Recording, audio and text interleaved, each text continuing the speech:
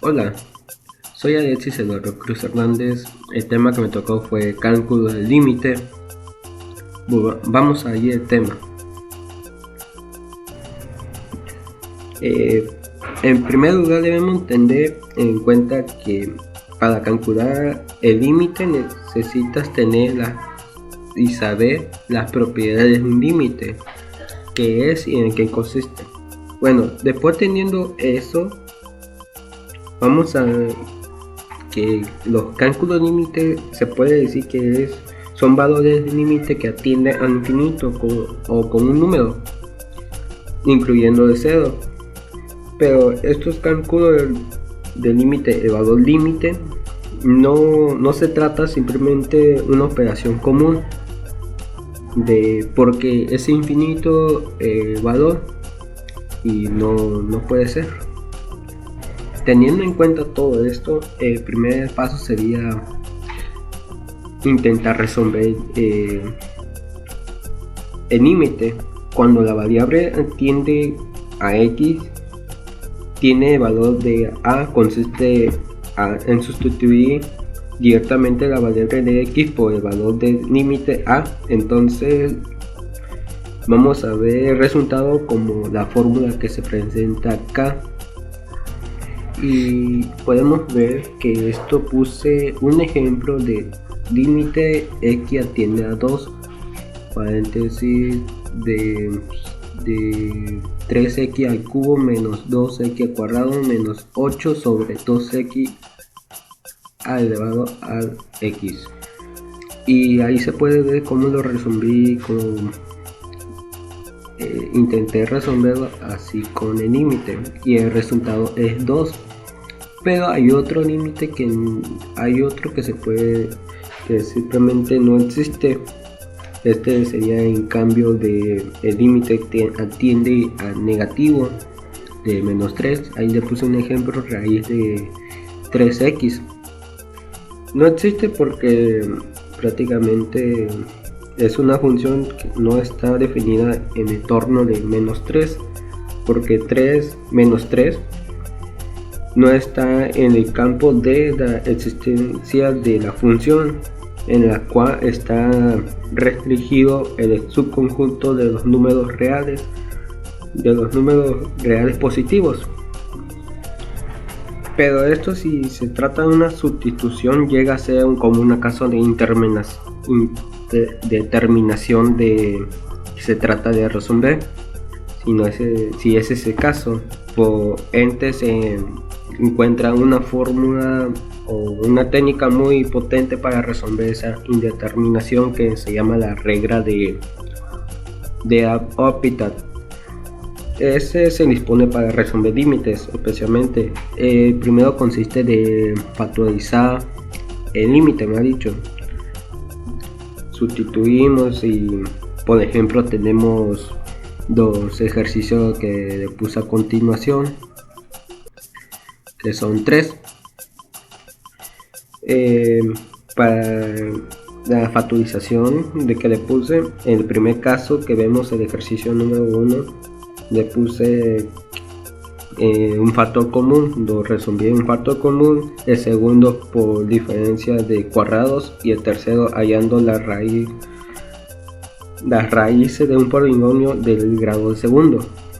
Eso sería todo de esa factorización y unos ejemplos.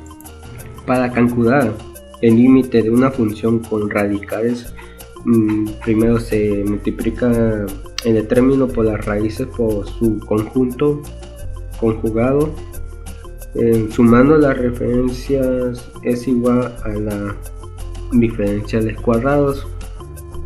Ponemos un ejemplo a continuación, que x atiende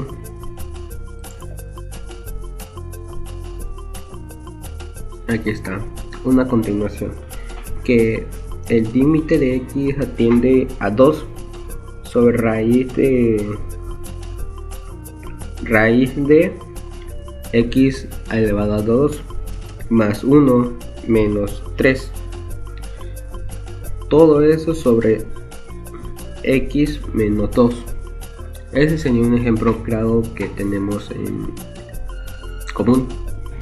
Para calcular el límite de una función con radicales se multiplica el término con las raíces por su conjugado, es decir, una suma por diferencia es igual a una diferencia de cuadrados. Este valor de límite que ya se puede decir que es una interminación de 0 sobre 0. Y tenemos un ejemplo a continuación que es límite de x sobre atiende a 2 raíz de 2x al cuadrado más 1 es menos 3 sobre todo eso sobre x menos 2. Esto tenemos en cuenta que se multiplica el numerador y el denominador por el término conjugado de la que contiene la raíz.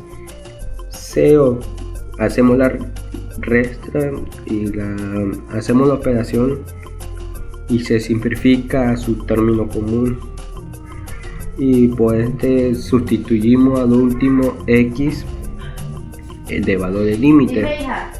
A continuación vamos a ver la gráfica como queda con la operación resuelta. Vemos la gráfica aquí, así va a quedar todo resuelto. Si llega a ser el caso, por ejemplo, que da el caso que un cálculo muy eficaz sería el límite se da por función equivalente. Ese sería un caso muy eficaz. A continuación tenemos un ejemplo de cálculo de límite por infinitésima equivalente. Ahí vemos el ejemplo cómo se fue resolviendo. La verdad no sé cómo se lee eso. Y otro ejemplo sería de cálculo de límites por orden de infinitos. Y vemos el ejemplo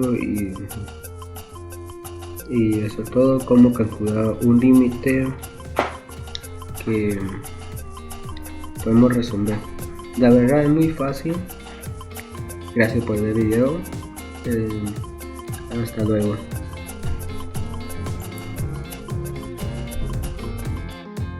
Buen día, profesor Humberto. Mi nombre es José Antonio Vázquez González. El día de hoy, en esa materia de cálculo diferencial, quiero referirme en este tema hacia la derivada.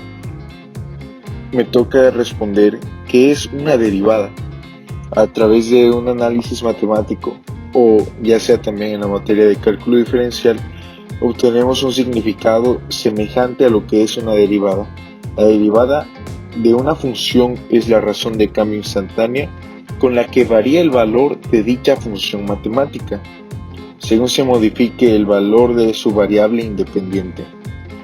Es decir, que la derivada de una función es un concepto local solamente del cálculo diferencial y análisis matemático.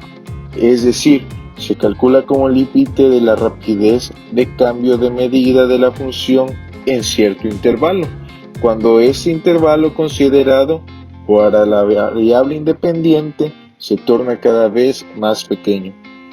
Por eso se habla del valor de la derivada de una función en un punto dado. Me gustaría indagar un poco. Encontraba dentro de la investigación que yo hacía un ejemplo que era muy habitual. Coincidió en 2 o 3 páginas que yo visité. En ese ejemplo aparece el estudiar el movimiento.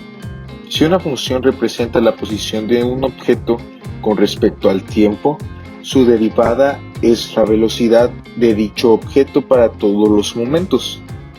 Un avión, vamos a hablar ahora de un avión. Un avión que realiza un vuelo transatlántico de 4.500 kilómetros entre las 12 y las 18 horas viaja a una velocidad de 750 kilómetros por hora. Sin embargo, puede estar viajando a velocidades mayores o menores en distintos tramos de la ruta. En particular, si entre las 15 horas y las 15:30 recorre 400 kilómetros, Su velocidad media en este tramo es de 800 km por hora. Para conocer su velocidad instantánea a las 15-20 horas, por ejemplo, es necesario calcular su velocidad media en intervalos de tiempos cada vez menores alrededor de esta hora, entre las 15:15 y las 15 horas con 25 minutos, o ya sea también entre las 15 horas 19 minutos y las 15 horas 21 minutos. Suena un poco confuso nada más hablado, pero para eso tenemos nuestra imagen, para apoyarnos de manera que pueda agilizar nuestra comprensión de este ejemplo que yo les he dado. Entonces, el valor de la derivada de una función en un punto puede interpretarse geométricamente, ya que corresponde con la pendiente de la recta tangente a la gráfica de la función de dicho punto.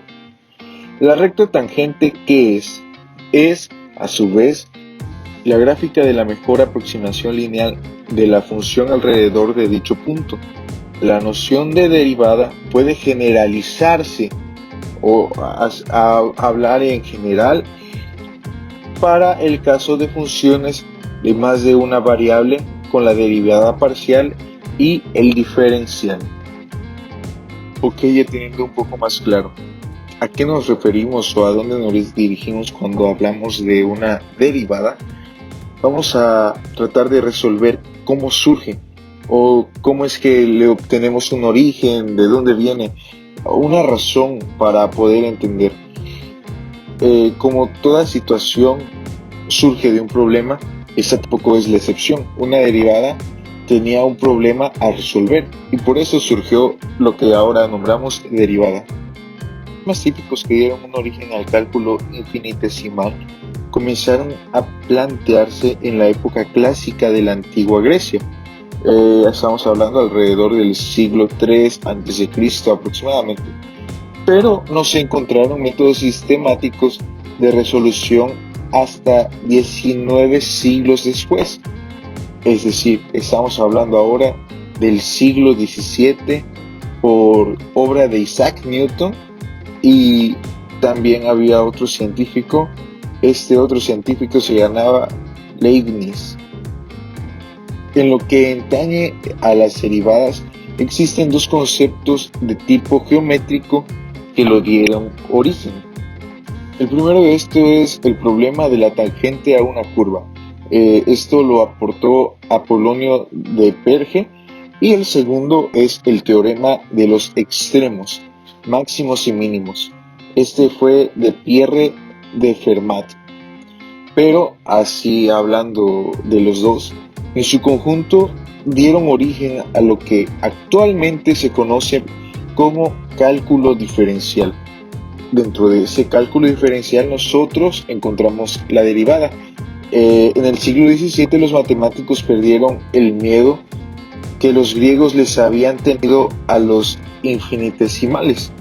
Esto es números. En pocas palabras, infinitesimales son números. Entonces, Kepler y Cavalieri fueron los primeros en usarlos. Empezaron a andar un camino que llevaría en medio del siglo al descubrimiento del cálculo infinitesimal.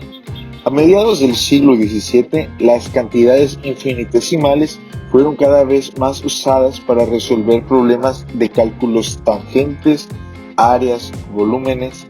Los primeros darían origen al cálculo diferencial y los otros al cálculo integral.